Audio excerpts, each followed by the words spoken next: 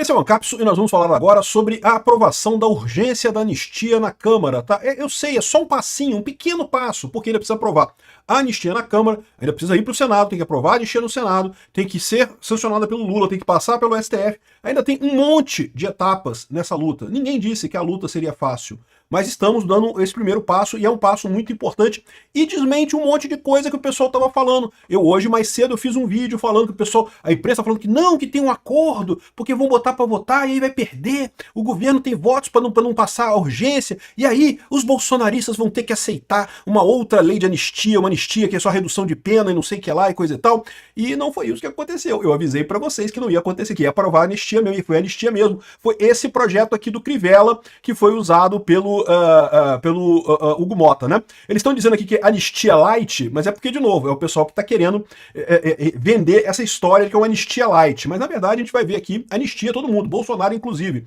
Vamos entender esse assunto aqui porque, de novo, foi só um passo pequeno, mas foi uma vitória enorme.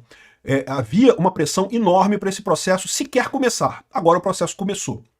Eu acho que vai passar. Essa notícia foi sugerida por Tomás 6 do Vasco é igual perder para Janja, Praça dos Três Feijões e várias outras pessoas. Obrigado aí ao pessoal que sugeriu notícias lá no nosso site, no visãolibertaria.com. E obrigado a você que está assistindo o nosso vídeo. Se você gosta do nosso conteúdo, por favor, deixe o seu like e se inscreva aqui no canal, né? Então, olha só, eu acompanhei ao vivo com o pessoal, tá? Abri uma live aqui, estava acompanhando ao vivo a votação, e a votação passou, ganhou 311 votos a favor, uma votação ampla, né? Ganhou com muita folga. 311 votos, meu amigo, é voto para impeachment, é voto para PEC, cara.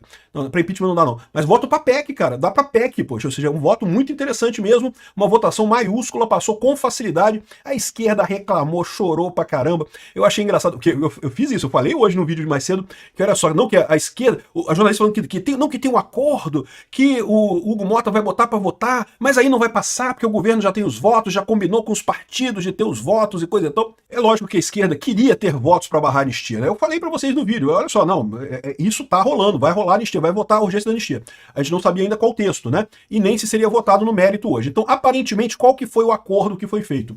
Foi votada hoje só a urgência, mas agora o Hugo Mota vai pegar essa proposta aqui do Crivella, que a gente já vai ver em detalhe aqui a proposta do Crivella, e essa proposta do Crivella vai ser colocada para um relator escolhido pelo Hugo Mota e pelo Colégio de Líderes, e esse relator vai fazer um texto que agrade tanto o PL quanto o PT. Isso é impossível, né?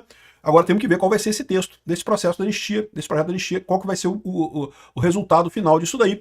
Vamos torcer para ter um bom relator, para ter um bom texto, né? Qual que é a proposta, o que é o texto original do projeto Crivella? Olha só. Ficam anistiados todos os que participaram de manifestações com motivação política e ou eleitoral e os apoiaram por qualquer meio, inclusive contribuições, doações, apoio logístico, prestação de serviço, etc., etc., entre os dias 30 de outubro de 2022 e o dia da entrada de vigor dessa lei. Bom, aqui a gente já tem um problema, porque o STF considerou que o processo do golpe começou em maio de 2021. Então, é importante o pessoal do PL ficar ligado que tem que botar essa data para trás, tá? Isso aqui é a redação original, então é só botar aqui janeiro de 2021 e pronto, janeiro de 2021 em diante. O pessoal do PL queria botar, na verdade, 2019, para evitar, inclusive, o PL das fake news, né? Todo aquele pessoal que foi perseguido pelo PL das fake news também já entraria nisso daqui, poderia botar já 2019 aqui. Aí eu não sei, talvez o meio termo seja colocar 2021, né? Não fica esse valor aqui, nem o 2019, fica 2021. É uma alternativa. A anistia que trata esse caput compreende os crimes com motivação política e ou eleitoral e a esses conexos, bem como aqueles definidos no decreto-lei do Código Penal, né, o Código Penal brasileiro. Né? Então, ou seja, todos os crimes com motivação política. Uma coisa que eu vejo aqui é que eles estão falando aqui especificamente do CP, né, do Código Penal. Só que, lembra que Bolsonaro foi condenado também, o pessoal foi condenado também, pelo crime de organização criminosa, que é uma lei à parte, tá? Então, mas aqui está dizendo que trata todos os crimes com motivação política. A motivação era política, então a organização criminosa também está aberta por essa anistia, né? A anistia que trata essa lei abrange quaisquer medidas de restrições de direitos, inclusive impostas por liminares, cautelares, sentenças transitadas ou não em julgado, que limitem a liberdade de expressão e manifestação em caráter político eleitoral e nos meios de comunicação social, plataformas e mídias sociais. Então, olha só, toda censura é liberada, é liberada, todo mundo foi censurado e coisa e tal, mas eles falam aqui, ó, expressão e manifestação de caráter político e ou eleitoral, mas não dão a liberdade política, ou seja, Bolsonaro continuaria inelegível nessa situação aqui, tá? A anistia de que trata essa lei não compreende a prática de tortura, o tráfico de entorpecentes, terrorismo e crimes definidos como hediondos. Por que isso? Porque na Constituição brasileira fala que isso realmente não é suscetível de anistia, né? Aqui, ó, artigo 5º, inciso 43. A lei considerará crimes inafiançáveis e insuscetíveis de graça ou anistia a prática de tortura, o tráfico ilícito de entorpecentes e drogas afins, terrorismo e os crimes definidos como hediondos. Então, ou seja, eles não poderiam, eles teriam que excluir de qualquer forma por conta dessa limitação na Constituição, né? Os crimes contra a vida, então homicídio, esse tipo de coisa, certamente não entraria também nesse caso aqui, né? Os crimes previstos nos artigos 129, 163, 165, 250, 251 do Código Penal Brasileiro, né? Do CP 40, né? E quais são esses crimes? Então vamos lá, 129, integridade física, aqui, artigo 129. Das lesões corporais, ofender a integridade corporal ou a saúde de outrem. Então, assim, se algum, eu não sei se foi o caso, tá? Se teve algum manifestante que feriu alguém, que feriu algum guarda, não sei se teve esse caso. Se teve, esse crime aqui não é anistiado, tá? Ele continuaria valendo. O 163 e 165 são os crimes de dano. Então, aqui, ó, 163, crime de dano, destruir, inutilizar ou deteriorar coisa alheia. Então, esse crime também não seria inafiançável, também não seria anistiado. As pessoas continuariam condenadas por ele. E 165, destruir ou inutilizar ou deteriorar coisa tombada pela autoridade competente em virtude do valor artístico, arqueológico ou histórico, né? Então, esses dois crimes não seriam anistiados, as pessoas responderiam por esse crime. E aí tem duas observações importantes de fazer aqui. Primeira observação, a Débora do batom, ela escreveu com batom numa estátua, é lógico que é um absurdo, porque batom, você joga água, ele sai, então não é como se ela tivesse danificado a estátua, mas a verdade é que ela foi condenada por isso, né? Então ela não seria anistiada por isso. Mas não fiquem preocupados, por quê? Porque a prisão preventiva, que esse pessoal já passou, né? Isso subtrai do valor da pena. Então, mesmo que ela seja condenada a essas penas são pequenas aqui, ó. É de 1 a 6 meses o dano e de 6 meses a 2 anos o dano de patrimônio histórico, né? Então, ou seja, o máximo nisso daqui seria 2 anos e 6 meses, no final das contas.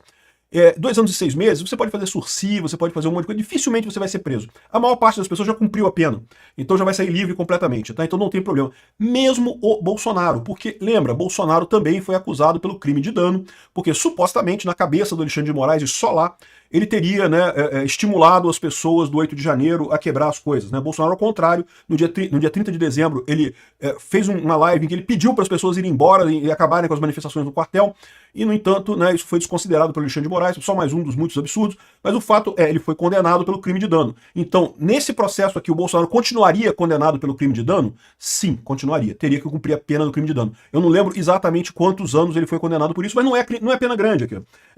É máximo de 2 anos de cadeia. E 2 anos de cadeia no Brasil, você transforma em cesta básica, você transforma em serviço social, faz sursi, tem um monte de maneira. Ir pra cadeia você não vai. Com 2 anos de pena você não vai pra cadeia. Mesmo nesse caso do Bolsonaro, não daria uma pena muito grande, não teria muitos problemas nisso daqui. Agora, porém, contudo, entretanto, todavia, persistiria essa condenação para ele, o que quer dizer que ele teria que cumprir esta pena e mais o período de 8 anos de inelegibilidade da lei da ficha limpa. Então, na situação atual, ele não poderia não apenas concorrer em 2026, mas também ele não poderia concorrer em 2030.